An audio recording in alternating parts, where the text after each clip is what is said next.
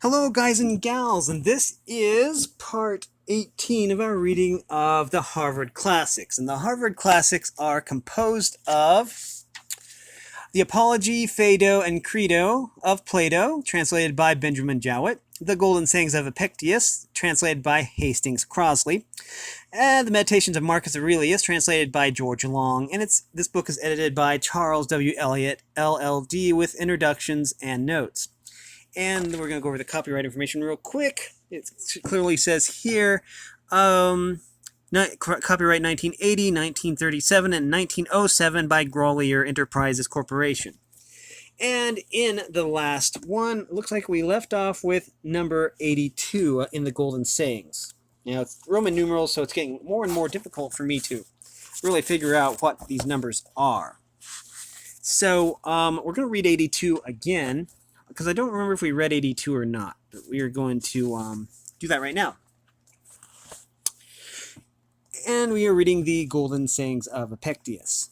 And here we go. 82. And now, when you see brothers apparently good friends and living in accord, do not immediately pronounce anything upon their friendship, though they should affirm it with an oath, though they should declare, for us to live apart is a thing impossible. For the heart of a bad man is faithless, unprincipled, inconsistent, now overpowered by one impression, now by another. Ask not the usual questions. Were they born of the same parents, reared together, and under the same tutor? But ask this only, in what they place their real interest, whether in outward things or in the will. If in outward things, call them not friends any more than faithful, constant, brave, or free. Call them not even human beings, if you have any sense.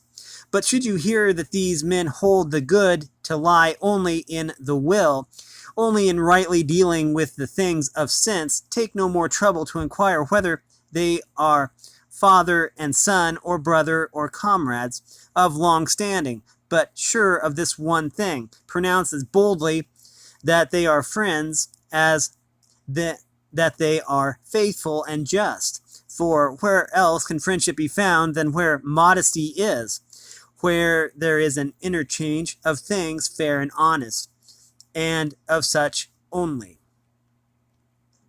Number 83. No man can rob us of our will, no man can lord it over that. Number 84. When disease and death overtake me, I would fain be found engaged in the task of liberating mine own will from the assaults of passion, from hindrance, from resentment, from slavery. Thus would I fain be found employed, so that I may say to God, have I in aught transgressed thy commands? Have I in aught perverted the faculties and senses and the natural principles that thou didst give me? Have I ever blamed thee or found fault with thine administration? When it was thy good pleasure, I fell sick, and so did other men, but my will consented. Because it was thy pleasure, I became poor, but my heart rejoiced. No power in the state was mine, because thou wast not. Such power I never desired. Hast thou ever seen me of more doleful countenance on that account? Have I not ever drawn nigh unto thee with cheerful look, waiting upon thy commands, attentive to thy signals? Wilt thou that I now depart from the great assembly of men? I go. I give thee all thanks, that thou hast deemed me worthy to take part with thee in this assembly, to behold thy works, to comprehend this thy administration. Such I would were the subject of my thoughts, my pen, my study, when death overtakes me. 85. Seemeth it nothing to you never to accuse, never to blame either God or man, to wear ever the same countenance in going forth as in coming in. This was the secret of Socrates, yet he never said that he knew or taught anything. Who among you makes this his aim? Were it indeed so, you would gladly endure sickness, hunger, aye, death itself. Number 86. How are we constituted by nature? To be free, to be noble, to be modest, for what other living thing is capable of blushing, or of feeling the impression of shame, and to subordinate pleasure to the ends for which nature designed us, as a handmaid and a minister, in order to call forth our activity, in order to keep us constant to the path prescribed by nature. Number 87. The husbandman deals with land, physicians and trainers with the body, the wise man with his own mind. Number 88. Which of us does not admire the Lycurgus the Spartan did? What Lycurgus the Spartan did. A young citizen had put out his eye and been handed over to him by the people to be punished at his own discretion. Lycurgus abstained from all vengeance, but on the contrary instructed and made a good man of him, producing him in public in the theater. He said to the astonished Spartans, I received this young man at your hands full of violence and wanton insolence. I restore him to you in his right mind and fit to serve his country. Number 89. A money changer may not reject Caesar's coin, nor may the seller of herbs, but must, when once the coin is shown, deliver what is sold for it, whether he will or not. Whether he will or no. So it is also with the soul. Once the good appears, it attracts towards itself, evil repels. But a clear and certain impression of the good the soul will never reject, any more than men do Caesar's coin. On this hangs every impulse alike of man and God. Number 90. Asked what common sense was, Epictetus replied, as that may be called a common ear, which distinguishes only sounds, while that which distinguishes musical notes is not common, but produced by training. So there are certain things which men, not entirely perverted, see by the natural principles common to all. Such a constitution of the mind is called common sense. Number 91. Canst thou judge men? Then make us imitators of thyself, as Socrates did. Do this, do not do that, else will I cast thee into prison. This is not governing men like reasonable creatures. Say rather, as God hath ordained, so do, else thou wilt suffer chastisement and loss. Askest thou what loss? None other than this, to have left undone what thou shouldst have done, to have lost the faithfulness, the reverence, the modesty that is in thee. Greater loss than this seek not to find. Number 92. His son is dead.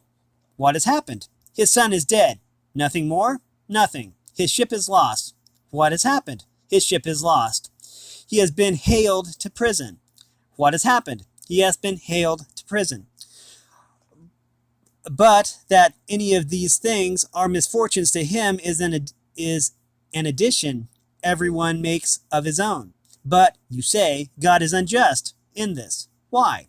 For having given thee endurance and greatness of soul, for having made such things to do no evils, for placing happiness within thy reach, even when enduring them, for opening unto thee a door, which things make not for thy good. Depart, my friend, and find fault no more.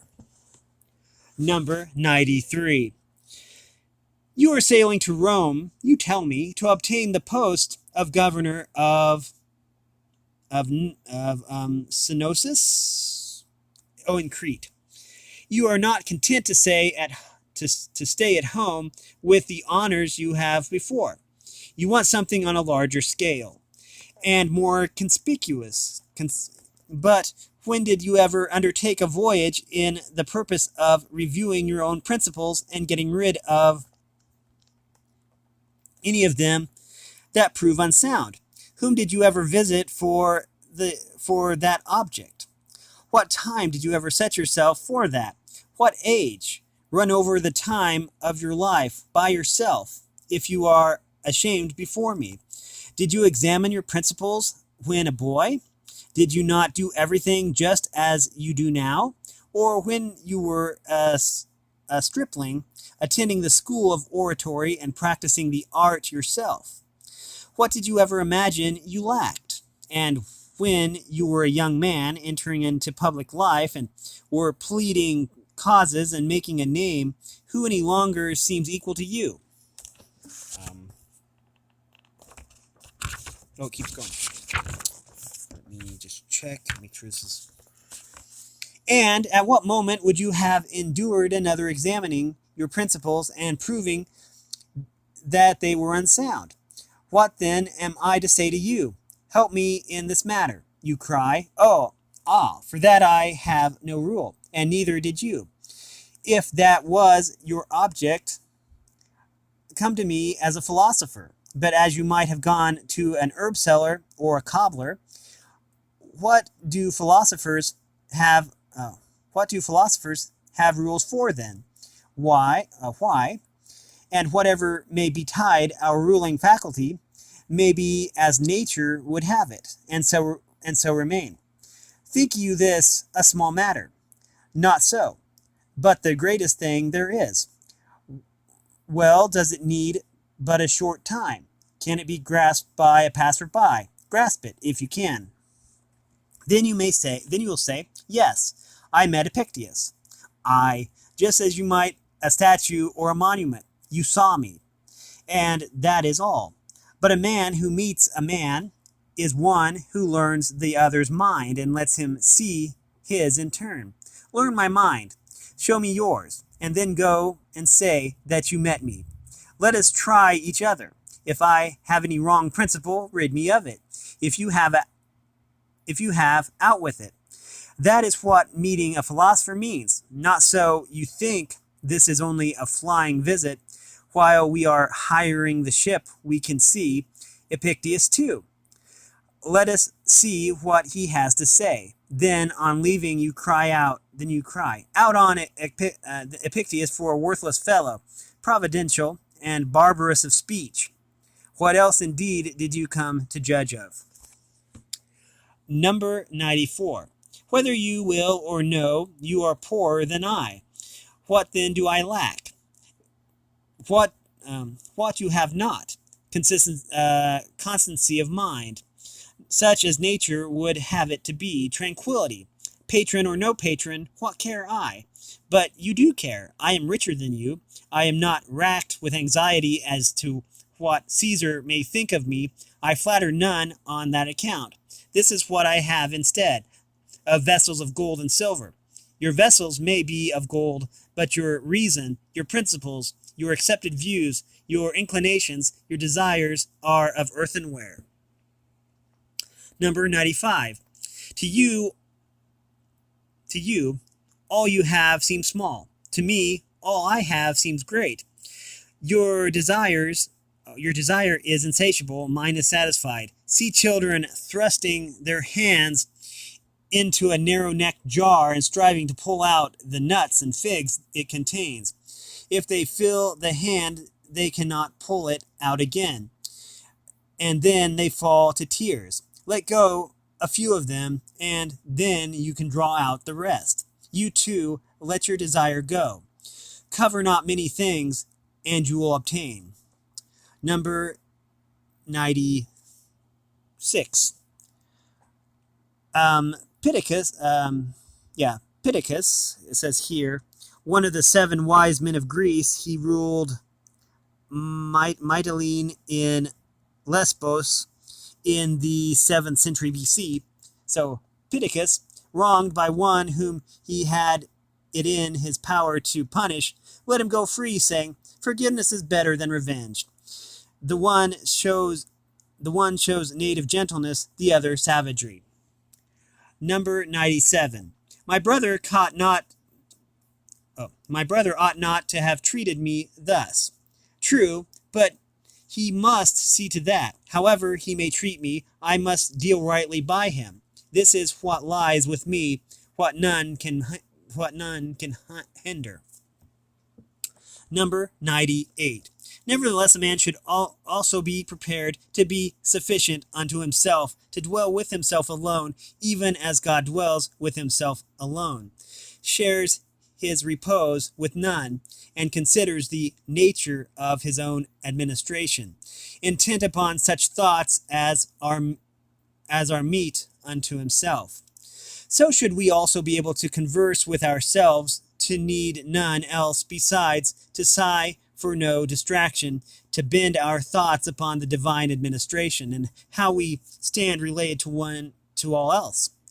To observe how human accidents touched us of old, and how they touched us now.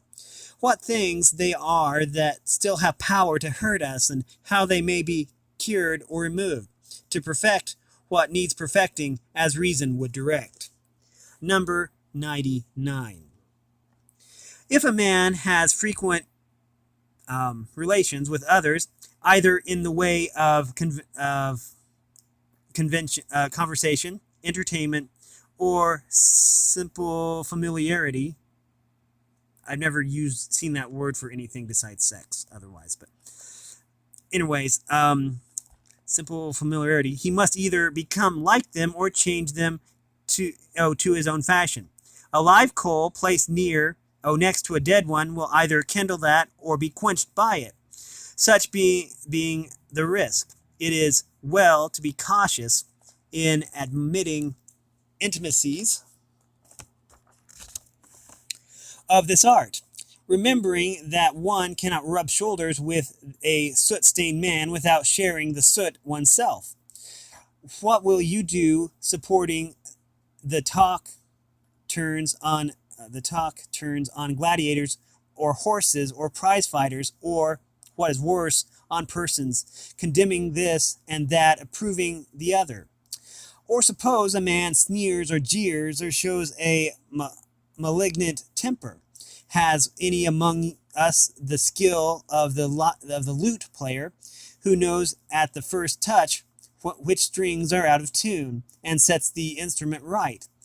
Has any of you such a power as Socrates had in all his interactions with men, of winning them over to his own convictions? Nay, but you must needs be swayed hither and thither by the uninstructed. How comes it then that they prove so much stronger than you? Because they speak from the fullness of the heart.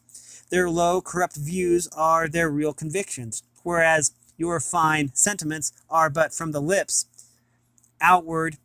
That is why they are so nerveless and dead. It turns one's stomach to listen to your exhortations and hear of your miserable virtue, that you prate of up and down.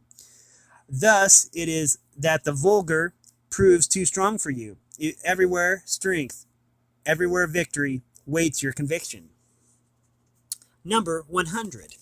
Let me change position here real quick. My foot was going to sleep. Okay. In general, any method of discipline applied to the body which tends to modify its desires or repulsions are good for ascetic ends. But if done for display, they betray at once a man who keeps an eye on outward show, who has an ulterior purpose, and is looking for spectators to shout, "Oh, what a great man!" This is why Apollonius so well said, "If you are bent upon a little private discipline, well, wait till you are choking with heat some day. Then take a mouthful of cold water and spit it out again, and tell no man." Number 101. Study how to give as one that is sick. that thou mayst hereafter give as one that is whole. Fast, drink water only, abstain altogether from desire, and thou mayst hereafter confirm thy desire to reason. Conform thy desire to reason. Number 102. Thou wouldst do good upon men, then show them by thine own example what kind of men philosophy can make, and cease from foolish trifling, eating. Do good to them that eat with thee, drinking to them that drink with thee, yield unto all, give way and bear with them. Thus shalt thou do them good, but vent not upon them thine own evil humor. Number 103. Even as bad actors cannot sing alone, but only in chorus, so some cannot walk alone. Man, if thou art aught, strive to walk alone and hold converse with thyself instead of skulking in the chorus. At length think, look around thee, bestir thyself, that thou mayst know who thou art. Number 104. This is a long one. You would fain be victor at the Olympic Games? You say, yes, but weigh the conditions, weigh the consequences. Then and then only lay to your hand, if it be for your profit. You must live by rule, submit to diet, abstain from dainty meats, exercise your body, perform at stated hours, in heat or in cold, drink no cold water, nor it may be wine. In a word, you must surrender yourself wholly to your trainer as though to a physician.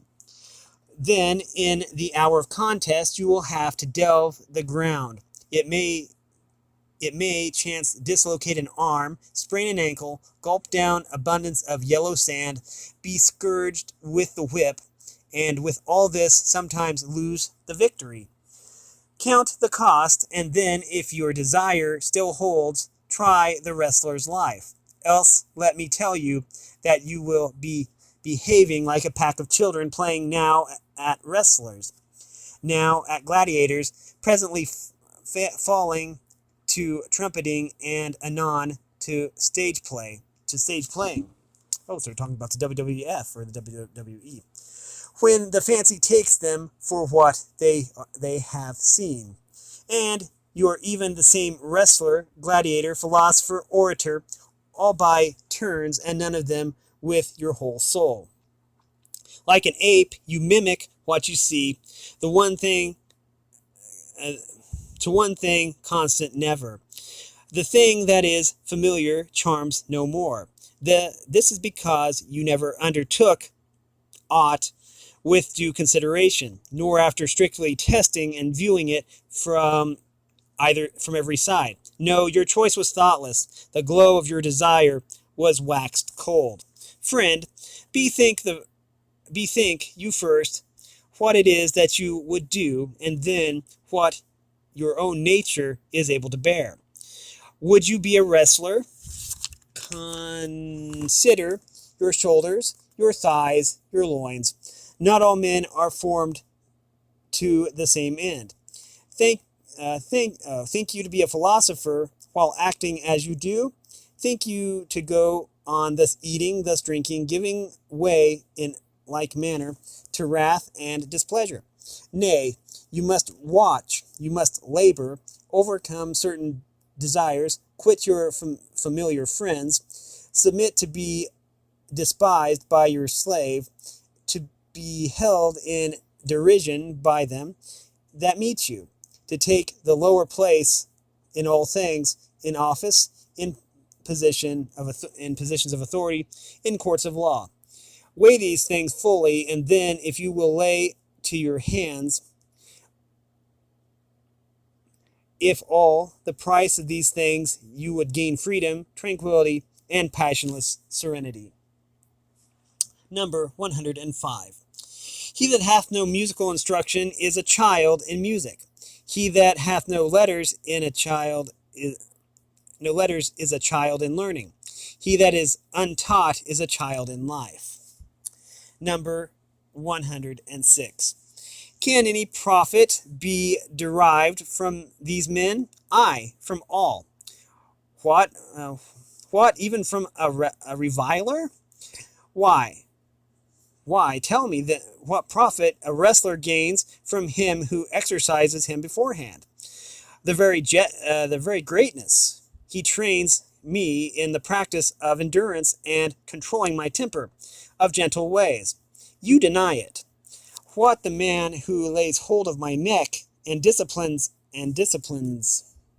loins and shoulders does me good, while he that trains me to keep my temper does me none? This is what it means, not knowing how to gain advantage from men. Is my neighbor bad? Bad to himself, but good to me. He brings me good temper, my gentleness, into play. Is my father bad? Bad to himself, but good to me. This is the rod of Hermes. Touch what you will with it, then they say, and it becomes gold? Nay, but bring that you will, and I will transmute it into good. Bring sickness, bring death, bring poverty and reproach. Bring trial for life. All these things, through the rod of Hermes, shall be turned to profit. Number 107. Till then, these sound opinions have taken firm root in you, and you have gained a measure of strength for your security. I counsel you to be cautious in associating with the uninstructed. Else whatever impressions you receive upon the tablets of your mind in the school will day by day melt and disappear, like wax in the sun. Withdraw, then, somewhere far from the sun while you have these waxen sentiments. Let's check something here. We have run out of time. We are going to stop with 108, it looks like. Yep, okay. 108. I'll have to remember that. Anyways, we have been reading from the Harvard Classics. This was the Golden Sayings of Epictetus. If you like this content, make sure you like and subscribe and ring the bell so you know when I upload.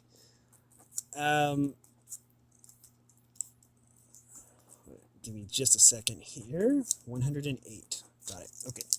So, if you like this content, make sure you like and subscribe, ring the bell so you know when I upload. Also, want to support me in any way, if you want to join the Discord server, all the information will be in the description below. And as always, thanks for watching, everyone, and have a great day.